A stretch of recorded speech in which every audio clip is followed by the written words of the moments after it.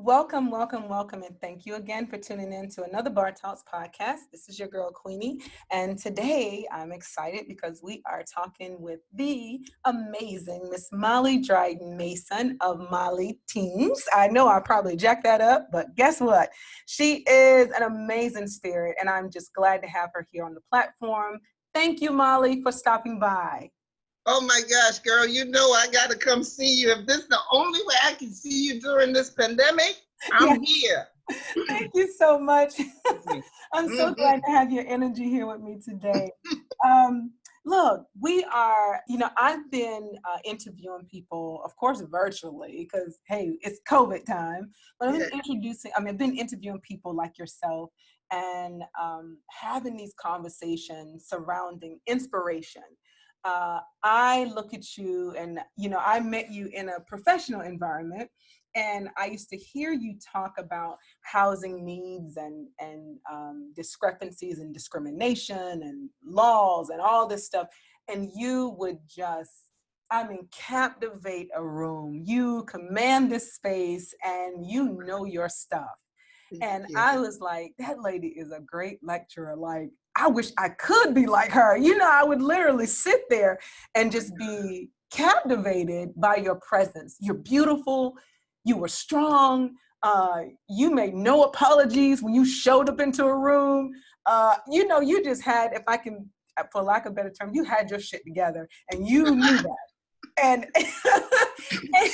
I loved it when I was working in housing, which I am now working in housing again, but working in housing, and you're the woman that just stuck out every time I went to conference. So with that being said, I have to ask you, that greatness that I see, and girl, everybody that knows how that work in housing, they know of you, and we all say the same stuff.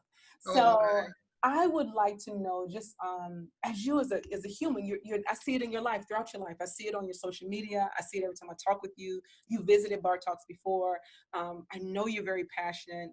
You're just an amazing spirit. But I want to know if you could share with us a person, place, or thing that has inspired you to that greatness.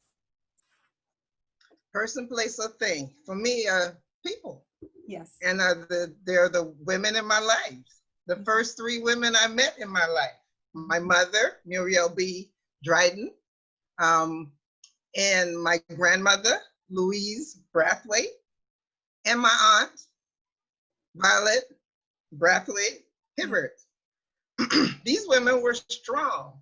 These women were my role models. My mom, as I was telling you earlier, had been one of the women that decided that rather than start a family, she was going to get a career. So she became a bookkeeper, enhanced all her secretarial skills, and she was in the clubhouse working, and did not get married until age 33, and proudly as a virgin. Yes. Which is amazing, because back then you consider them old, spinsters, old maids. Yes. But my mom wasn't in a hurry. I was born to her at age 36. Goodness. So it was a wow. Yeah. And I have to say, I told my mother I was the best sperm. She had a boy before me and a boy after me. Oh. But neither one of them made it. I made it. Okay. So in making it, I feel like God put me here for a reason. Yeah. And if I don't use what he's given me, then I've wasted his time. I've wasted my mother's time. I've wasted my grandmother's time. I've wasted my aunt's time. In instilling in me what a woman should be and how a woman should act. Yeah. Oh, I love that, Molly. Thank you. I love that, Molly. I love that. So you had the privilege of growing up with a community of sorts, the three strong women. And obviously they were leaders. And so, that's something to live up to. I had a unique growing up to age, I believe it was 8. Okay. Because my grandmother lived in one apartment, my mother lived next door to her, my aunt lived next door to my mother. So we were all three side by side. Goodness, okay. So, excuse me, it wasn't like you could get away with anything because they all know what you did. Yeah. So they all kept you in your place. Mm-hmm. But I want you to know that at age 2, my mother went into the hospital after having my baby brother. And unfortunately, the doctor that was doing her hysterectomy after she lost him cut into her kidneys. And my mother was in the hospital for 2 years. Oh, goodness. Those 2 years, I depending on other women too, there were the big nurses, kind of plump nurses in the hospital that would hide me behind them and sneak me in to see my mother. But I want you to know that every birthday and every Easter, my mother made my clothes by hand in the hospital. Goodness. So even during that time that I missed her, she wasn't away. I still had my aunt and my grandmother. Now, why is grandma so important? Excuse me, I have this allergies kicking in. Yeah, I understand. Grandma worried about me being the only child for my mother. She worried about me because her mother died at an early age. And one of the things that she prayed for is that no other woman would have to raise me but my mother. Wow. So every Thursday, other women that influenced my life, the Silva was born the same day as I was, and she thought I was her baby. She could never have children, had never been married. And this woman would kiss my feet every time she saw me. She would take my shoes and socks off and kiss my feet every time she saw me. And Auntie Lucas was not our auntie, but she was a great friend to my grandmother. So she was like an aunt, and she was the coolie looking lady with the pretty wavy black hair, and I used to play in her hair. She had no teeth, and girl, she could eat an apple with no teeth. You hear me? So grandma every Thursday would have these women over, and this little black baby would be sitting on my high yellow grandma's lap. Yeah. And she would say, Lord, please let Muriel come out of the hospital to take care of this baby girl, that she would be protected. Yeah. And I want you to know that that was my first lesson about God, because my mother came out of the hospital in time for Thanksgiving that year, and my grandmother died December 4th that year. My goodness, my goodness. Wow. But when people say that you can't remember things, that's not true. Yeah. Because I remember those things. Yeah. Yeah. And I saw the power of God. So when people, when I talk about God, I'm not fanatically talking about him. I'm talking about him from the experiences I have seen. And so grandma left, and I was left with mom and auntie. Now, auntie, you talk about a spirit. Auntie taught me how to be a mother-in-law and a mother. Okay, all right. Auntie told us the story about her and Daddy George. And now that's the one man I can tell you in my life, that's my man. Yeah. I know it's my cousin's father, but that's the man that influenced me as a man. Yeah. But she was telling us that one day her and Daddy George had a disagreement, and he raised his voice. And Auntie said to him, George, we are not going to have this discussion in front of my children. If you want to argue with me, we will walk to the park. Let me just say, the walk to the park was not just across the street. Okay. It was a walk to the park. Right. Okay? At least a mile and a half, maybe 2 down the road. Right. He said, you want to argue? We go to the park and we'll argue, but we will not argue in front of these children. Right. Well, by the time you get to the park, you forgot what you're arguing about. So, Yeah. honey, they were married for 60-some years. Goodness. And my aunt and her husband still dance on Saturday night. They turn on the stereo. Yeah. They dance on Saturday night. They still walked hand in hand. They kissed each other all the time. She taught me how to be a wife, a mother. And when it comes to being a mother-in-law, my aunt would always say, my children chose who they wanted. My cousin, she told the story of my cousin not talking to his wife one day. And my aunt caught him on the side and said, if there's something going on in your house, no one, not even me, needs to know. You respect and honor your wife, especially around others, because no one needs to be in your business. Girl, I was born and raised around wisdom. Tell me about it. That woman was strong. You hear me? Yeah. And Auntie Vi also taught me how to deal with death. Okay. Because when I saw her in 2011, when Ndesha graduated, we went back and she wanted to see her auntie. She loved her auntie, let me tell you. And I walked in and I said, Auntie Vi, how you doing, baby? And she said, oh, here between, oh Lord, and thank God. That was one of the good sayings. And I said, okay. She said, but I get up every day and I wonder why I'm still here. Yeah. And I said, maybe it's not your time yet. She said, well, I'm ready anytime now. And it broke my heart and I cried for hours. I couldn't stop. Ralph was like, poor thing, he didn't know what to do with me when Auntie died. Yeah. But I cried because this was the one person that no matter what I was in, no matter what program I was chosen for, she was there. She was my cheerleader. Yeah. You know, she was, and she taught me so much. Oh, she spanked me too, don't worry, girl. I can imagine. Because listen, you feisty now. I know you were feisty young. That didn't just happen.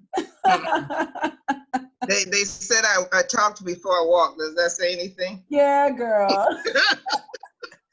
They called me the wall walker because I held on to the wall and I walked. Yeah. But I would tell everybody. I love it, Molly. Okay, so listen, I have a second question for you. Sure. I've asked everyone these same questions, and Sure. I'd love to hear the information. So, if you could share with the listeners and myself one of the most rewarding things that you have learned along your journey, this thing called life, like one of the most rewarding things that you've learned, if you could just share just a little bit of that with us. You're going to make me cry. Oh my goodness. You know the song, Love is Better the Second Time Around? Love is Better the Second Time Around. Let's see, who's that by? Is that before my time, Molly? No, not before your time. You were young when it's Okay, who's the artist? It's actually a what you call it, a jive song. The second time. Oh yeah, I know what that is. Okay, yeah, I know what that is. Yes, okay, yeah. It is. Yeah. It is. I think the biggest lesson I learned was to give love a chance. And had I not given love a chance, I would have missed out on the best man in the world. It's so bad that even now, I still talk about him. I still walk with him. I still think about him every day. Yeah. Ralph Mason came into my life when I was angry at men.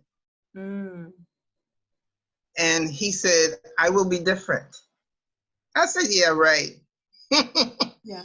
Just like all the others, you say what you want to say to get what you want to get. Yeah, of course. And his words to me was, I can't tell you what's going to happen 5, 10, 15 years from now. But one thing I will guarantee you is that I will be with you. And I would love you, and I would treasure you, and I would take care of you. Losing him was a lesson Yeah. that I don't wish on anybody, Yeah. Yeah. Yeah. you know. Wow. But I give God thanks that He's also taught me to take every day and make the best of it. Mm. Mm. Mm. Mm. And that when I love people, because He used to have the habit of saying, "What would you do without me, baby?" I said, "Damn it now, Ralph. Yeah. Now you know what I'm doing without you." Yeah. Yeah. Yeah. But He was the one. And one of the things He said was, "Baby, I know you've been hurt, but I'm not the one that hurt you. Mm-hmm. So you need to keep your focus on, what the real problem is and address that problem." Right. And He gained that trust. Mm-hmm. So I know that there are good men out there. Yeah. And for anybody that's looking, sometimes they don't come the way you want them. Okay. They come the way God wants you to have them. Yeah. But Yeah. you have to open your mind, your eyes, your ears, your nose, everything. Yes. Everything Yes. Yes. to understand. You can't just, and fear is a thing that will keep us from experiencing so many beautiful things. Mm-hmm. But even some of my friends in the beginning, when Rafa and I started dating, they said, "Girl, he gonna hurt you, right?" But he made a liar out of them, because everything he told me he was gonna do, You did. he did. It's beautiful. He Wow. did. So trusting, and it's still now it's still tough, Yeah. but I'm trying to open myself. Yeah. Yes, of course. Yes. I see your love story. I get to watch it from afar. I'm Yeah. living vicariously through you. I'm not Oh, there yet. you got your stuff going on. Don't play, No, Louis. you Don't you play. you you give me hope. I get to find love again, You will. in its most authentic and honest form. Love shows up and be in all types of masks, right? Yeah. But in its true authentic form, I yet to find it again. But hearing you say that is beautiful, and it speaks to me. So I do have hope, and those that are listening that haven't found love yet, or haven't found it again, I hope they're touched by what you just shared. You just have to be honest. When one of the things that we did, I did, I decided in my late 30s, I fake no more. Oh, Hello? you can say that again. You I can say, fake no more. I love it. If it ain't right, it ain't right. I'm not going to play. I don't have to be mean, Mm. but I don't play. So I said to him, number one, go get a full test, Yes. get a good checkup. Mm-hmm. I'm getting mine, you get yours. Yeah. We're gonna be right. Yeah. And you got to be open-minded, Yeah. because you don't know me yet, and I don't know you yet. So you got to tell me what makes you happy, and I got to tell you what makes me happy. You got to be ready to do what I say make me happy. Yes. Yes. Goodbye. I know, by the way, I want more children. Mm-hmm. That's what I told him. Mm-hmm. Mm-hmm. And he said, "No problem. I will be the father of your children." I said, "Okay, as long as we understand that." I said, "Because I don't have time to play. Mm-hmm. I'm in my late 30s. If I'm going to do this, it has to be right." Mm-hmm. Because usually when we get into relationships, with a picture in our minds. Mm-hmm. And relationships aren't Cinderella, Snow White, Sleeping Beauty. Relationships are get up. If you fart, you piss me off. Because you just farted on me, and I don't want to hear that this early in the freaking morning. So can you cut it out? Or you chewing and I hear you smacking your lips, and this is not the time for me to hear. So one of the things I told Ralph, I said, understand something. My job is not to pump sunshine up your ass. Yes. Yes. I am going to be me. So Mm-hmm. if you can accept me for who I am, we good. Mm-hmm. And he said, yes, I can. Oh, okay. We'll see. He did. We did. He did. Oh my God. Molly, how long were you married? I was married when he passed. I was married 16 years. Wow. Okay. All right. I was married, but we had lived together. Yeah. Girl, I told him I wasn't getting married to him. Right. I said, this divorce thing is for the birds. I'm not doing this anymore. I'm not playing any games. You don't have to marry me. We just can live together. He said, I am going to make you an honest woman. I said, I'm honestly telling you, I don't want to get married. So he was sneaky. Yeah. He asked me to marry him on Christmas Day in front of all the children. Oh. And then they just said, Mommy, I went with Daddy and bought your ring. I was like, what? I looked at him, I said, that's dirty. It's dirty. I made him wait a whole year. Yeah. Which is not something that a 40-some-year-old does. Right. But I made him wait a whole year because I wanted to make sure. Yeah. And one of the things that Ralph said to me one day when I jokingly said to him, don't play with me, I'll divorce you. His face went from to. Oh, yeah. Oh. He said, we are not playing. Yeah. We are not playing. You will not divorce me. Mm-hmm. He said, I don't like psychologists, but if I have to go to a psychologist or, somebody to help us get this thing together, we're going to do whatever it takes for us to stay together. But I love you and I am not going anywhere. Wow. Wow. That's beautiful. I was like, okay. I had to tell you the fun part. What's that? Ralph told me yes for everything. Baby, can I have so-and-so? Yeah, baby, go ahead and get it. Baby, or I would say, oh, I saw XYZ and it'll show up at the house, right? Mm-hmm. One day I said to Ralph, I can't remember what it was I wanted, but something I told him that I wanted. And he looked up from his chair and he said, no. I looked at the kids, I was like, did I just hear right? Did your daddy just tell me no? Mm-hmm. He said, this is not the time. No. I said, oh, Lord, baby, you so sexy. Lord, yes.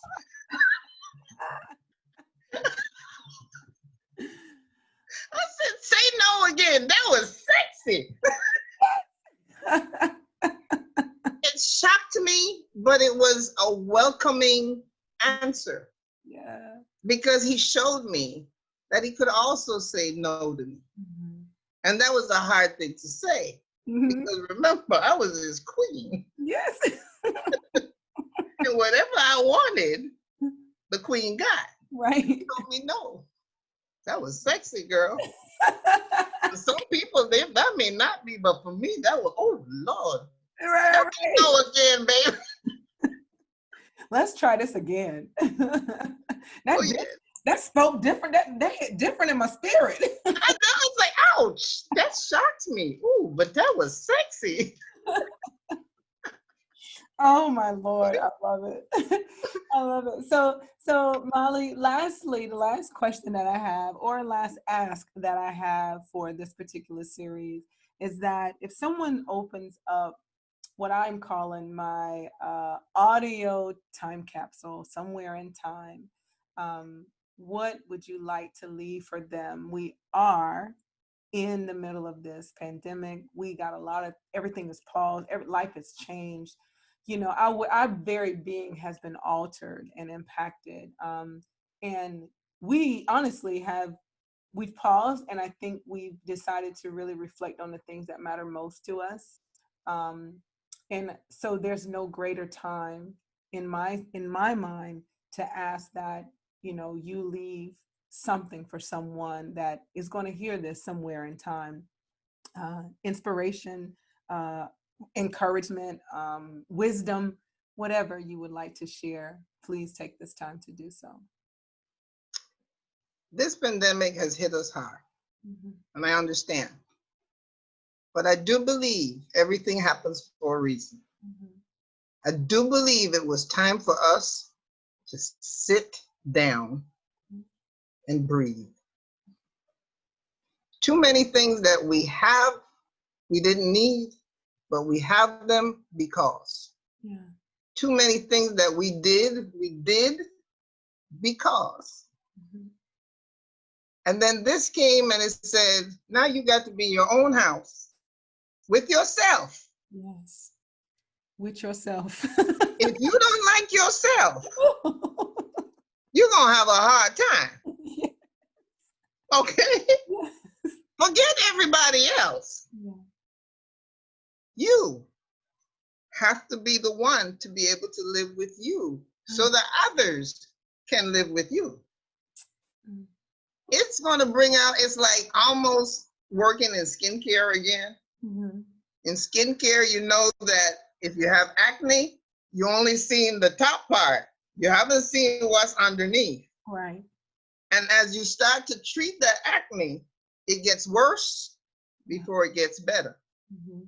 Because you have to scrape what was there to get to the new layer. Wow. So this pandemic is showing us the ugly that has been there that we have not addressed. I am so tired of some of my white friends who say things like, oh, that happened in the past. Oh my gosh. Well, hello. Yeah. It's happening.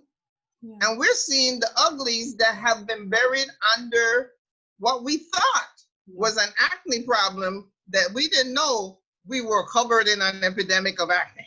Yes. So now we're busting them pusses and blackheads coming up, and we can't handle it. Oh, crazy because they can't put a mask on. Come on, y'all. Yeah. Yeah.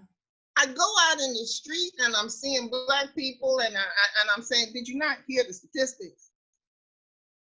Yeah. Did you not see what's going on? Yeah. And then I see the white folks and they're being ignorant and entitled, thinking that they can do whatever the heck they want to do. This epidemic doesn't care who you are. So if we are not paying attention, we're not seeing what we need to see. This was the time to clean up, and I've been cleaning up. Sometimes the kids drive me crazy because I clean up and it seems like the shit just come right back. Excuse me, Right. the shit. It does. Come right back. It's about. Okay. They can't understand, but they will also. Like we were talking earlier, at some point they're gonna have their house. Yeah. You know what's gonna happen? I'm visiting. That's right. I'm leaving the Kool-Aid glass on the coffee table with the glass so it can smear the furniture. I'm gonna open the refrigerator and leave the door open. But coming back to the pandemic, our leaders, we get to see, and if you're not paying attention, you get to see who your true leaders are and who we need to have around. Right. We learned that those people that we look down on, and I hate when people act like they're so much better than somebody else, not realizing that they too are one paycheck, in this case, furlough away, and they have nothing, and you're in the same boat as the people that you were looking down. In the housing business, how can you tell somebody this is your right to housing, but you do nothing to help them to keep that housing? Housing providers are acting like they are in great condition too. If you're working for the man that owned the property, you are just like anybody else. So if we're not paying attention to see that this is affecting a whole generation of kids who were disappointed, but I'm hoping that their disappointment is not permanent. I hope that they can understand that they have endured something that none of us have. And when they come out of this, you are a bad mother somebody. You know, I feel bad for them. They miss prom and everything. Put your clothes on, have your prom in your house. You know, parents, need to stop whining, because when you whine, you're making those kids whine. Yeah. Yeah. Instead of allowing them to build resilience in this time. Yes. Resilience is, they're going to need it. They're going to need it. They're going to need it. Yeah. Yeah. You know, it's like, come on, parents, you've been through some bad things yourself. Yeah. And one of the things that I think, especially in our community, it's great that you make it. Mm-hmm. It's great that you're up there, but you also have to teach your kids. My dad, and I talk of my dad because he was the lesson maker. My dad bought my mother everything that was the best. Mm-hmm. He wasn't a great husband, he wasn't a great father, but he was a great provider. Mm-hmm. And so my dad bought my mom a Whirlpool washer. And my dad's, you know, that was the time when the people were still wringing that stuff on the top. Yeah. My mother's Whirlpool washer just washed. Right. Okay. You gotta pull the knob, turn it off. Yeah, but all she had to do, yeah, my mother was stuck. She was so adamant about having her clothes, the white clothes had to be white, the other clothes had to be clean. Yes. So she would stop the washer and wash the necks of the shirts and the arms of the shirts, because she said the washer don't know that those places have dirt. Yes, yes. You see what I grew up with? Okay. So my dad one day, he, you know, in his infinite wisdom, says, it's time for Molly to start washing her clothes. And I say, fine. Get your clothes and wash them. So I pick up my clothes, girl, I'm going to the washer. My dad said, where you going? I said, wash my clothes. He said, that's your mother's washer. Wow. You go wash in the sink. Wow. Remember the old, I don't know if you remember, they used to make the soap out of the cow's gut, yes. That light soap. Yes, mm-hmm. Yes. And I'm in there just and fussing. Get me a maid, and my maid will wash my clothes. I don't have to do this prep when I get older. My dad said, at least you'll know if the maid did it right. Yeah. Wow. Did you get the wisdom? Yes, yes, yes, of course. At least you will know if she's done it right, because you have had to do it. Mm-hmm. Fast forward, 1978 in Germany. I had no money because my check went back to my mother-in-law in Panama while I was in Germany. Mm-hmm. I had a 3 going on 4-year-old son, and I had a husband. Had 3 pots, one of them leaked. But I could cook my food because I learned to cook from I was 8 years old. Yeah. I didn't have money to go to the laundromat, so guess what I was doing? Hand washing clothes in my tub in Germany and hanging them up. That's right. Dry. Yes. And I say that story because that's the way I brought my kids up too. Mm-hmm. God bless the child that has his own. Mm-hmm. Mm-hmm. If you're depending on somebody else, you're going to always depend on somebody else. So when people will say that your girls should find a good husband and get married and no. My girls need to be educated. They need to buy their first car themselves. They need to get their own apartment themselves and learn to live on their own. And when they get a man, that man would know, I want you, I don't need you. Yeah, standard will be set. So my choice is to have you in my life. Yes, yes. So these kids today need to be given an opportunity. Like I said, we were talking earlier, sometimes you got to fall on your butt to feel the pain. Yes. And then you get back up and keep on fighting. Yeah. Oh my goodness. Thank you so much for sharing that, Molly. Always wisdom. You're always speaking and teaching. Again, I know the listeners will be like, who is this lady? So they're going to be trying to find you, I think that I have access to you. Crazy lady. Yeah, I think that I have access to you. From the moment we connected, you have just truly been it was a blessed connection for me because it was what I wanted when I first met you in that class. And I was just like, I need to have her in my circle. I've always been drawn to strong women. Yeah, me too. Been drawn to women that exuded confidence. And when I was a kid, about 7, 8, they were asking in my little elementary school who you want to be like. And other than my grandma, because my grandma was everything, I wanted to be like Jane Pittman, AKA, yeah. so, so, that's who I thought I would grow up and be. I don't know. I still in my, I'm always like, why did I choose Jane Pittman? But, she exuded strength and she was wise. And I think I just wanted to be an old lady when I was 8. I don't know. so, And Cicely Tyson played a good Jane Pittman. I mean, she played it. did. Yes. And, she brought her to life. And then when I saw Jane Pittman as the real person, Cicely Tyson, I still wanted to be her, because again, she exuded this strength, and probably still to this day, she's one of my most favorite women to watch. And I haven't had the privilege of meeting her or any of that, but in my mind as a kid, that was what I thought being a woman was. That's what I saw. Her in fact, she was regal. She was like a living legacy. And I, again, as a kid, I didn't know. And now I've been blessed to grow up and still see her. And I'm like, wow, I remember being, writing that down. I wanted to be Jane. Wow. Wow. So when I see women, when I see Black women that look like me, when I see Black women I can relate to, when I hear these authentic stories, and I hear your sharpness and your feistiness, and it comes from a place of love and care and passion, I honor that space, and I always want to kind of connect to that. Just kind of that thing, And you are powerful. Let me tell you, I watch you on Facebook.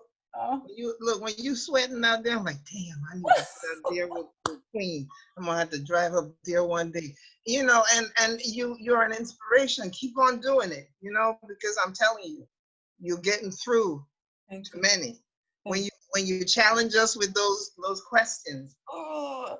Yes. No, I do. Especially the dudes, man, they be getting all mad and stuff. It's like, why you mad? Just answer the question. It's all right. Listen, I'm obviously not there to make friends, right? It seems like I'm not, but honestly, it's just to bring us out of our comfort zone. That's right. I'm just being so one-dimensional in our thinking. There's so many things out here that's going on, and I like to challenge people, but it allows me to challenge myself, because I get to hear their perspective, and I have to take that in, okay. But I'm glad that that I'm offering something that that you can use, or anyone else can. A lot. Don't worry. That's why you're the queen. Oh my goodness! Look, that's so much pressure. Hey, you handling it well. And it just shows. It just testifies to what they've said about our melanin queens. We sharp.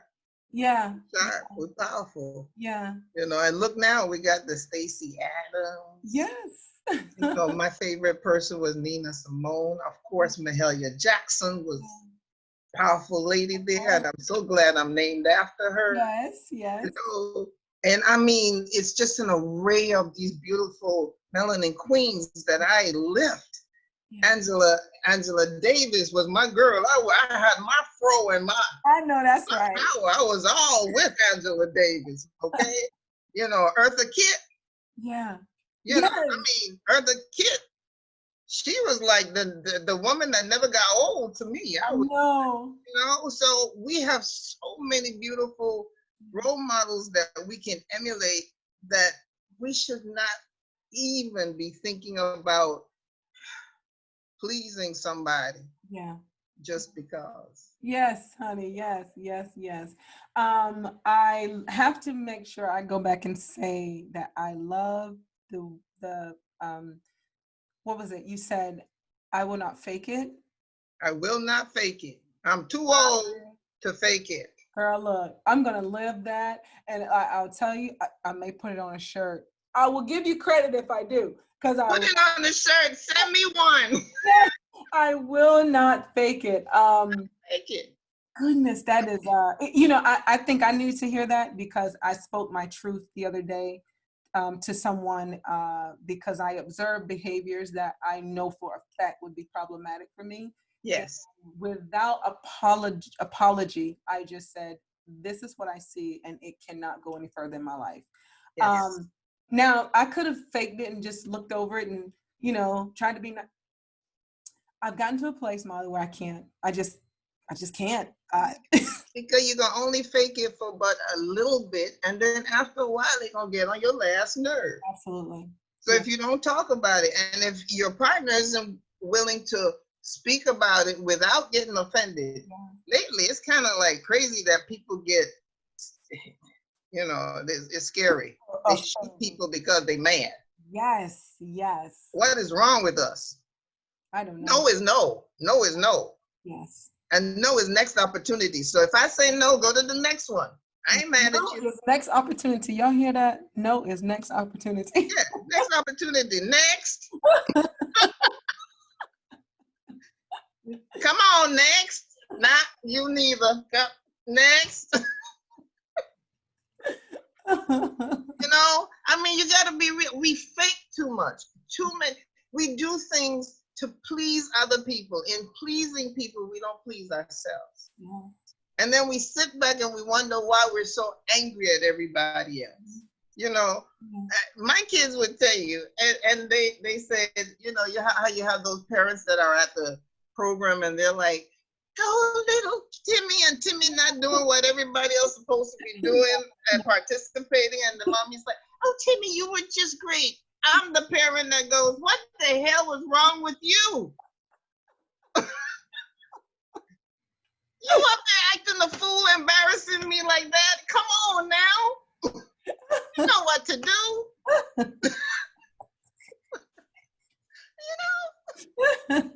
Sorry. It is better to be honest. Yes. And it's not, I'm not talking about crude. Right. Okay? It's not what you say, it's how you say it. Yes. But if you're going to get mad because I'm trying to do something that is going to be better for us, then maybe you got to step. That's right. That is so true. That is truth. That is truth. Okay, Molly, we have got to get ready and wrap this up, but I don't want to wrap it up without you sharing, because I know people are going to want to know, who is that lady talking all that mess on that podcast? Y'all got to get to know this lady. I know you have a catering company, amongst other things, but will you share where people can find your catering company? Can you tell us a little bit about it? And leave us kind of a little trail that we can go out there in social media world and find you. Sure. I started cooking at age 8. Mm-hmm. Loved it. I love to feed people. So when, I became a wife and I started traveling, I love having parties. Girl, I could throw a party. You hear me? I love it. Me too. Love having parties. Love having people around. Love to dance. But you got to eat when you come to my parties. So the food is from one end of the table to the next. Mm-hmm. So in doing so, people kept asking about it. So I created Mahalias Tings. And it's MALLY', and I do the backlash, not the backlash, the / Tings is the T''INGS, because we in the Caribbean, we don't say things. It takes too much time to say that. So we just say the thing. And the thing is that when you eat Molly's food, it just makes you want to smack everybody around. Hello. From your fried ribs to your curry goat to your oxtail, I can make it. And for folk like Miss Queenie here, she is into the veg. Yes. I can hook some vegetables up to make it seem like you're eating meat and you don't even know it. Oh my goodness. We also make a very good pepper sauce. And my pepper sauce comes in different heats. Mm-hmm. So I have from your habaneros to your Scotch bonnets to your ghost, your scorpion, your Grim Reaper is the Carolina Reaper. I make a fabulous one called Honey I'm Hot. It's made with local honey and it's spicy. It's great for your wings. I also bake cakes and I decorate them. Mm-hmm. So and right now I'm working on a cake for one of my babies. Tomorrow is her 10th birthday, so I'm working on that cake also. But it's a passion that I have had from I was young, and I just do it on the side. So if you're having like a wedding or birthday party and you want real food, Mm-hmm. and food that doesn't run out unless your people just real greedy. Right. Call us. Mm-hmm. I can do it all for you, including bartenders and everything. Oh my goodness. Yes, when we do weddings, we do everything. We get the bartenders, we get the servers, we do everything there. And it's a family home. It's me and my girls, and my boys will come in and work too. Mm-hmm. And we make very, very tasty food. If you want to find me and find out about me, just hit Mahalias Tings, like I spelled it before. I'm on Facebook, and you can see all my cute stuff. If you want pepper sauce, the pepper sauce, I bottle them as they are ordered, and I mail them out to you, and I put some fire in your life. Woo-hoo, y'all hear that, right? The thing about that fire, though, is that fire has flavor. It's not just hot. Nice. It has flavor. Now, are you on IG as well, Molly? Instagram, you know what? I stick with Facebook. Okay. I have Instagram, and I need to maybe, it just feels like it's so many of these different social media. Sometimes it's just like, oh my God. Well, we'll talk about that IG, because I can help you with that. We'll talk about that, and I'll give you a quick pointer after we finish this recording. Okay, yes, ma'am. Because I would love to be able to link. First of all, I need to order probably that honey and spice, because I'm such a chicken. I'm sending you some. Don't worry about it. You know. Okay. Because listen, girl, I'm such a chicken. I love hot food. I say that loosely, and then when I get it, I'm like, oh my god, oh my god. I love cayenne, but that honey and spice just kind of like, yeah, that right there. I think. It's called honey, I'm hot. Yeah, honey, I'm hot. Okay, honey is hot. So I think I need to try that and put that on my mushrooms or my cauliflower. Those are my wings, right? But I need a new sauce. So, and if I do that, when I do that, I'll put it on my Vegan Girl with Curse platform. I'll try it that way and let everybody know how it is. Well, I like when people tell me, "Oh, I like hot," and I said, "Now, this is hot." Right.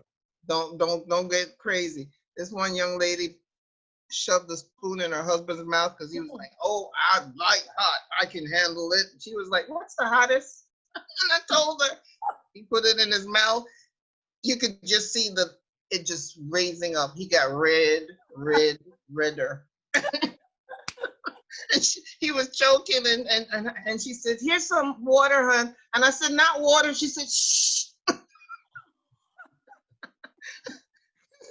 I'm like, no, you don't drink water when you're eating pepper. No. You drink something that's gonna, calm it down, like yogurt or milk or something. Yeah. No, she gave him water. He was fired up.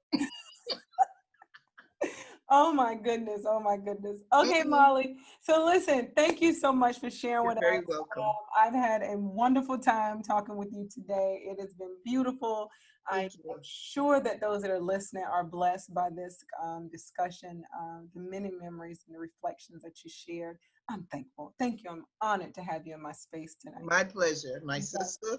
I love you very much. I love you too. Peace. So listen, everyone, this is your girl, Queenie. I'm going to get out of here. Thank you for joining me on another amazing conversation discussing inspiration and just having an intimate moment with our dear Molly Dryden-Mason. Go out and check out Mahalias Tings.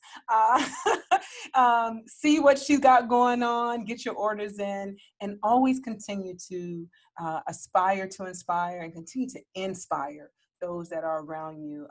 I'm thankful, I'm honored, I'm grateful to be sharing this space with you. Peace and love, always your girl, Queenie. I'm out.